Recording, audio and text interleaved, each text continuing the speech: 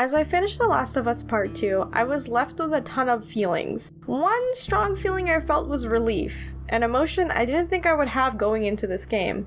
Now that I've had time to let the ending simmer in my head, there's a lot of things that I want to discuss that I sadly could not get out in my Let's Play because, well... Oh no.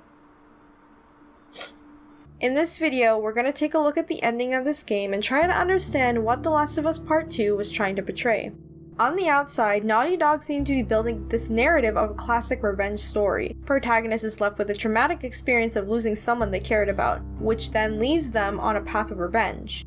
When Joel was murdered, I knew right then and there nothing would stop Ellie from avenging him. Over the course of their time together, Joel became her family, and knowing that Ellie's biggest fear was ending up alone, it made me fear what kind of story The Last of Us Part 2 would be after Joel was killed. As the days passed since I finished the game, I'm sitting here and now I realize how complex the story really is, how relatable these characters are, how pain affects us personally. On the outside, The Last of Us Part 2 is a revenge story, but on the inside, it's the stages of pain and how we learn to forgive. So, how could a game focus on hate turn into forgiveness? Let's start with Ellie. After the confrontation at the theater, Ellie stopped her crusade of getting revenge in order to protect the one she loved. With what seemed to be a happy life, Ellie was still battling her inner demons, the fear that came along with losing Joel. With a small nudge from Tommy, Ellie was unable to rest her mind with the constant nightmares and guilt she felt for not ending it with Abby. As Ellie followed her trail, we find Abby in a defeated state. Weak and frail, she showed no hostility towards Ellie and decides to give her a way out. Ellie is met with two paths that she could take: go home to her family or kill Abby. Her memories of Joel's death overtake her and she decides to kill her. When she's about to end it all, a memory of Joel playing the guitar enters her mind.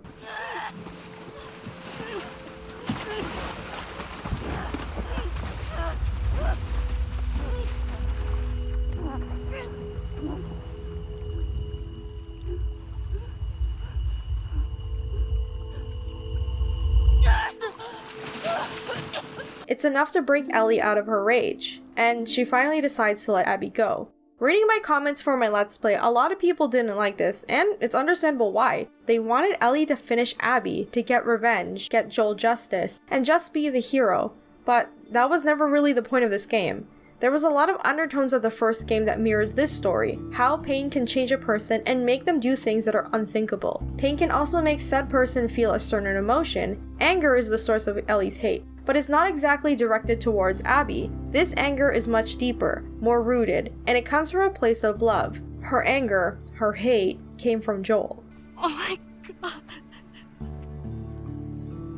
During The Last of Us, Ellie was meant to be the cure of the infection. We spent hours as Joel with this teenage girl who clearly was someone who was hurting on the inside. As you play, you learn more and more about her and start to realize she's just like any other kid, someone who wants to belong to someone who wants to be loved, someone who doesn't want to be alone. In turn, that teenage girl gave meaning back into Joel's life, the father he was supposed to be. While Ellie's purpose in life, her being the cure, was about to be fulfilled, Joel's purpose was threatened. He decided to make a selfish choice, a father's choice, a realistic choice, to save Ellie. By the end of it all, Joel lied to Ellie, and what we see is a disappointed girl who had her purpose in life taken away from her and she had no idea why. Fast forward to The Last of Us Part 2, Ellie was finally able to confront her past and learn about the truth about the Fireflies and what Joel did all those years ago.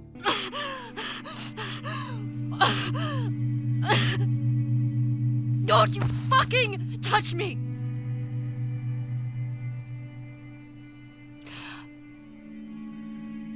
I'll go back.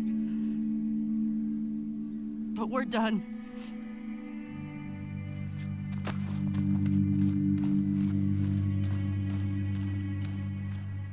And her reaction is what you expect from someone who lied to you for many, many years. Hurt and anger. The one person she trusted in this world lied to her and took away something that meant everything to her. By definition, hate means an intense hostility and aversion, usually driving from fear, anger, or a sense of injury. Everyone experiences hate in their life, and while sometimes these moments of hate may seem like nothing to others, they could mean everything to another. I immediately sympathize with Ellie. I know what it feels like to lose your purpose in life, how defeating it is in the long run. It takes a toll on your mind and you start to doubt yourself and ask, was it really worth it? It's fear that's talking back to you when you feel this way. Ellie's fear manifested as time went on. We can see that in her flashbacks. Fear came knocking and reminded her of what she lost. We didn't make it an hour before running into a horde. Now we're bitten. We've decided we're gonna end our lives instead of turning. Please tell our family and friends that we're sorry. Only they were immune, right?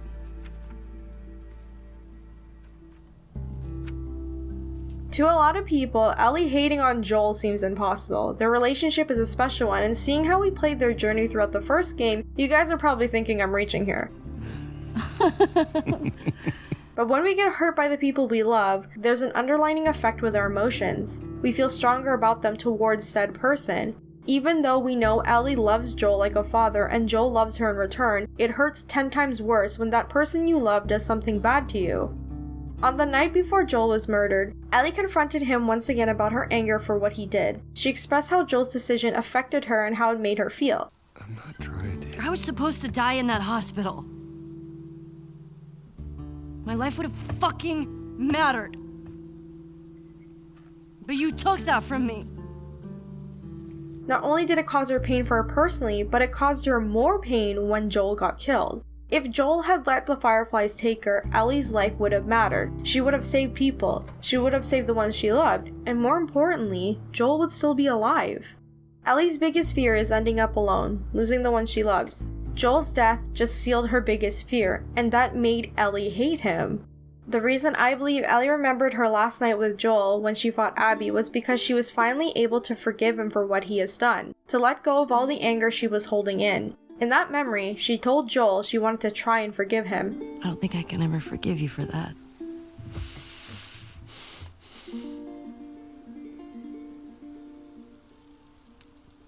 But I would like to try.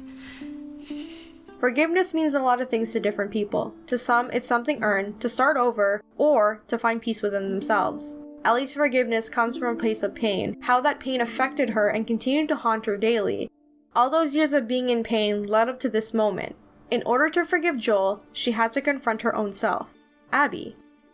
Abby's hate came from losing her father, which then caused her to lose her family, the Fireflies. Abby. No! Abby, don't look. Dad! Dad! No! No!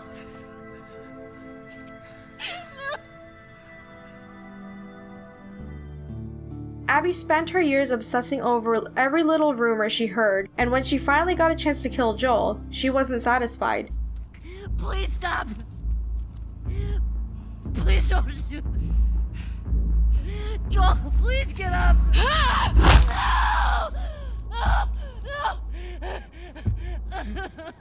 The look on her face says it all. It wasn't worth it. It didn't bring her joy. It didn't bring back the Fireflies. It didn't help make the cure. And most of all, it didn't bring back her father.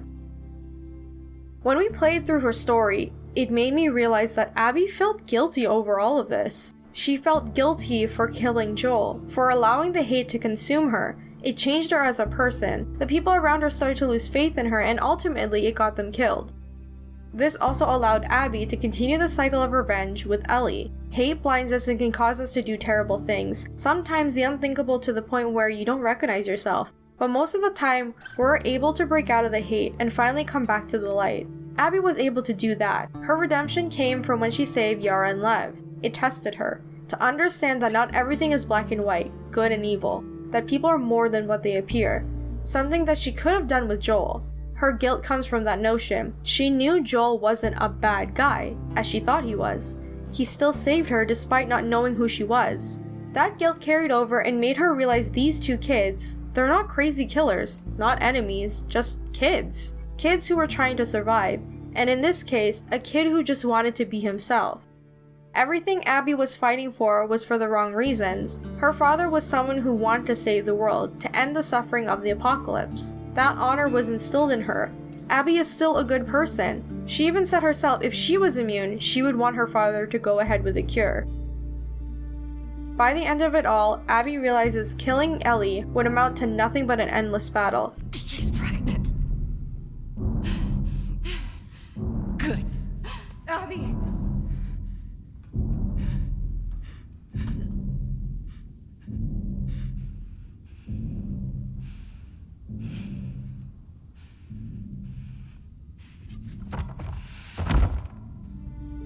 Love being there, being her light, reminded her this is not who she really is, and to finally let go. By definition, forgiveness means to cease the feeling of resentment against the offender. That is the true message of this game. Could you forgive the ones who hurt you? Could you try to understand where they're coming from? When they do you wrong, could you move on? For both Ellie and Abby, they now have a chance to heal. Hate caused them both to lose everything they have, their friends, family, comforts, and sometimes it's what we need to bounce back. Sometimes we need to hit rock bottom in order to find our way out. Remember, when you're lost in the darkness, look for the light. Believe in the fireflies. I hope you guys enjoyed my little analysis video for the ending of The Last of Us Part 2. This was actually extremely hard for me to write, mainly because I relate so much to both Ellie and Abby and the pain and the hate and hurt and everything that they're going through. The Last of Us came out when I was extremely hateful and hurting on the inside, where I was extremely depressed and was lost. And that was the main reason why I connected with Ellie so much, why she is my favorite video game character ever, because of this.